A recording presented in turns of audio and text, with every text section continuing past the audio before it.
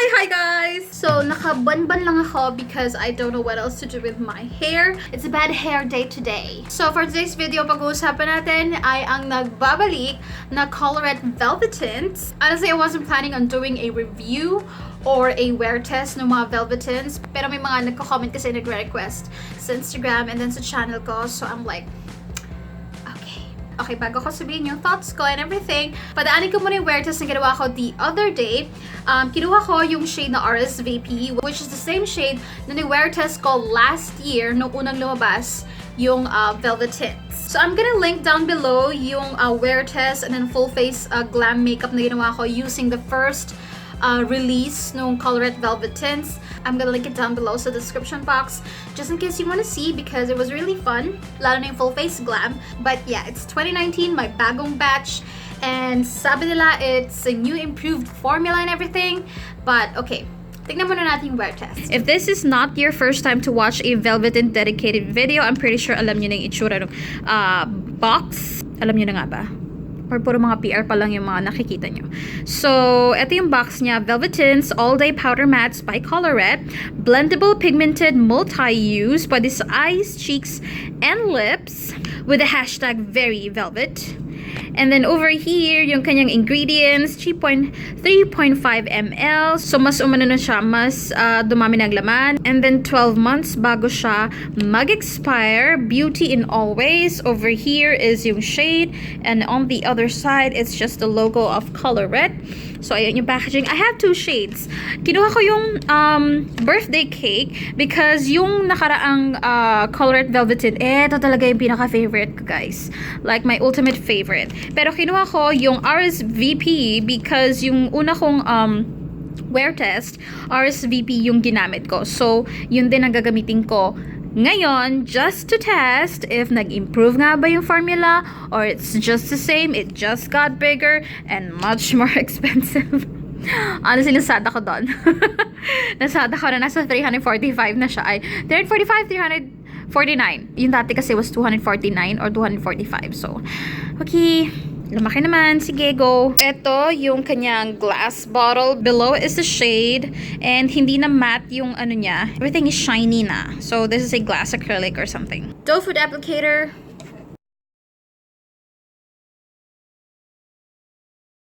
Alright guys, so this is RSVP. Your typical red lipstick na hindi siya blue tone. It's actually warm tone red lipstick.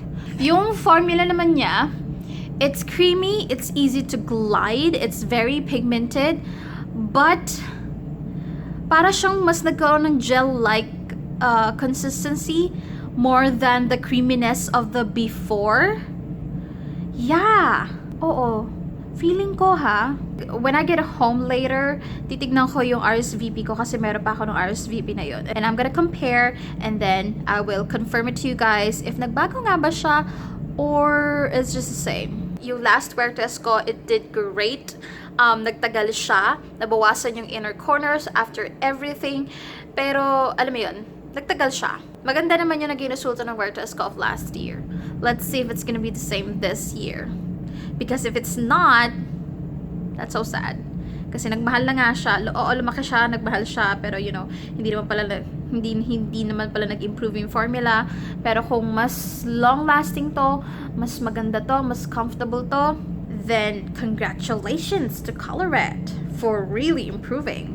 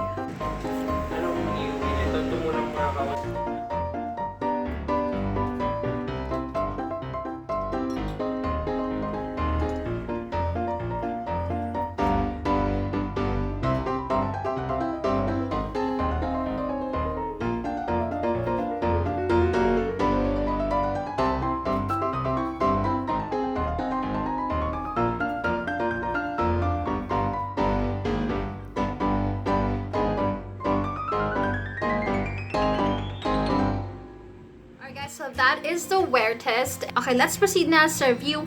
And right off the bat, sasabihin ko na talaga, I am so disappointed. I'm so sad. Don't get me wrong, I'm not disappointed sa Colourette. I'm so happy for them. Congratulations, Colourette, for launching, for having a new big launch ng Colourette Velvetints and for having new shades, having new colors. So happy for a local brand to actually do it. Pero nasabi ko na I'm sad, I'm disappointed because nagbago nga talaga yung formula niya. And for me, personally, preference-wise to guys, kanya-kanya tayo ng preference. Kung na-try mo na yung Colourette Velvetints before, you would know that the formula, yung formula is ibang-iba na talaga. And personally, I don't think it's for the better. Para sa akin, mas maganda yung formula last year. Yung formula na bago is, ito talaga nag-stick dun sa velvety. Mas ano siya, it is less thick compared to last year's formula. And mas slippery siya, mas liquidy siya, mas shiny siya actually. Yung last year kasi has a thicker but still comfortable, and it dries into a really nice matte. Eto kasi parang, no, not really. Hindi siya sing matte nung last year.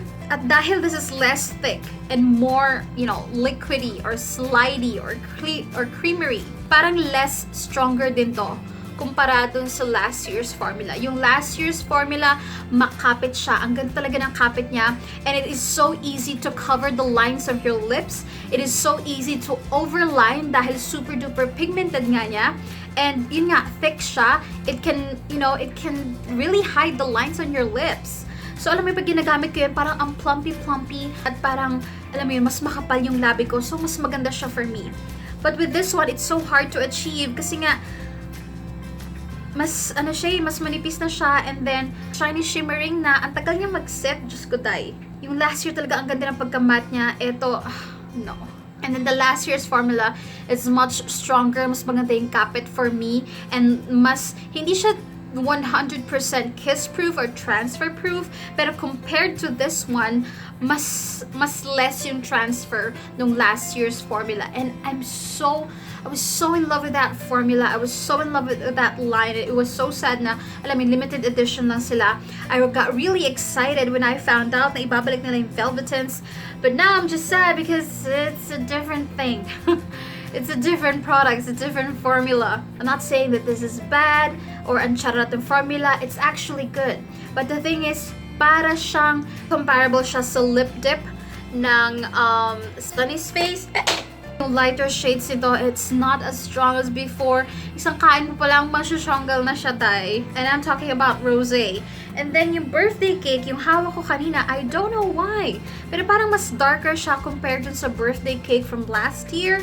Yung mga deeper shades, I'm pretty sure that's gonna last long than the lighter shades. It has a nice fading. Hindi siya yung chappy, hindi siya yung tapias-tapias type of fading.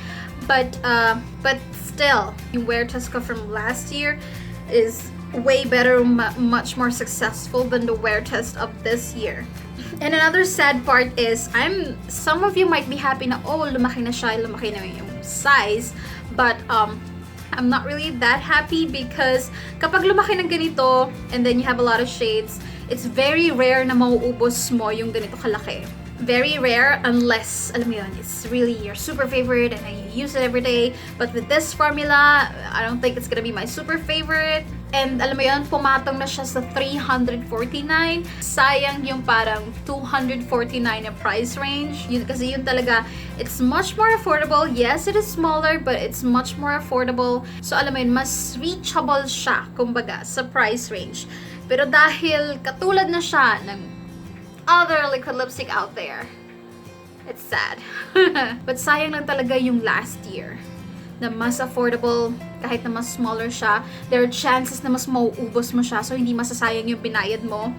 And mas maganda talaga yung formula ng last year. If you're gonna ask me, is it worth it to buy all the shades? Well, kung mayaman ka, day, kung collector ka ng makeup, go ahead, do whatever you want. Kung may budget ka, kung gusto mo kolektahin lahat, edi go. But for me personally, is it worth it? Hell no. 3,000 plus for the whole vault ng Velvetints is not It's not sulit. Ang daming mga reds na, alam mo yon, will definitely look the same somehow on your lips depending on your skin tone. Pag nilagay mo sa cheeks mo, it's just gonna be pinky red. Kung yung formula of last year sana, baka pwede pa, but since it is less stronger now, no, I don't think it's worth it. Just buy the shades that you don't have. Just buy the shades na hindi mo nakita sa Sunny's Face Lip Dip. Alam mo yun. Get me wrong, guys. I'm not bringing down Colourette Velvetints. I am not throwing any shader whatsoever. I, as a consumer and a super fan of the Colourette Velvetints of last year, I am just so sad. I am just sad that they changed the formula. And it's not even for the better. So in memory of the last year's release, I just got the 3 original shades. Pero guys, ulitin ko ha, hindi chararat ang formula nito. It is very smooth, very comfortable sa lips, but in my personal opinion, it's not as good as the last year's release. So this is the shade Rosé.